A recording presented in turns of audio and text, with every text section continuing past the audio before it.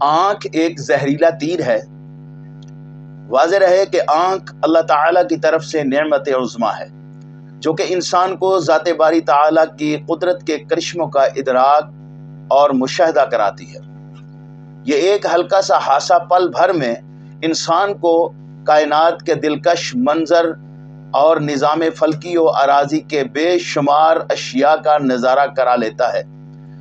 علاوہ ازیں یہ آنکھ صانع مطلق کی کمال خوشنما کاریگری اور تخلیق پر زندہ اور پائندہ دلیل ہے۔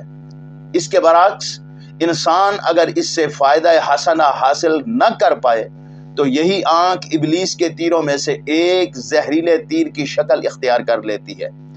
خبردار، اپنی آنکھ کی بے پناہ حفاظت کیجیے تاکہ یہ زہریلا تیر اپنی زہر آلودگی کا اثر آپ کے خانہ قلب میں نہ پہنچا پائے۔ اور آنکھ کی حفاظت، نبی کریم صلی اللہ علیہ وسلم نے فرمایا کہ آنکھ کی حفاظت لازمی ہے۔ اگر ہم نے آنکھ کی حفاظت نہ کی تو ہمارے دلوں میں اس کا بہت زہریلا اثر پڑتا ہے۔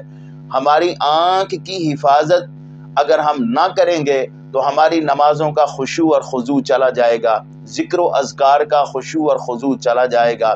اگر ایک دفعہ بد نظری ہو جائے تو کئی دنوں تک اس کا اثر رہتا ہے۔ اس لیے اللہ تعالی ہمیں اپنی آنکھ کی حفاظت کرنے کی توفیق عطا فرمائے۔ ہماری آنکھ کھلے تو ہم قرآن پڑھتے ہوئے نظر آئے۔ اگر ہماری آنکھ کسی چیز پہ پڑے تو اللہ کے قرآن پہ پڑے۔ اگر ہماری آنکھ کھلے، آنکھ دیکھے تو یا اللہ کا قرآن دیکھے یا نبی کریم صلی اللہ علیہ وسلم کا فرمان دیکھے۔ اور اگر یہی آنکھ کا استعمال کرنا ہے تو پھر علماء کی زیارت کیجئے اور گھروں کے اندر سیرت کی کتابیں پڑھیے۔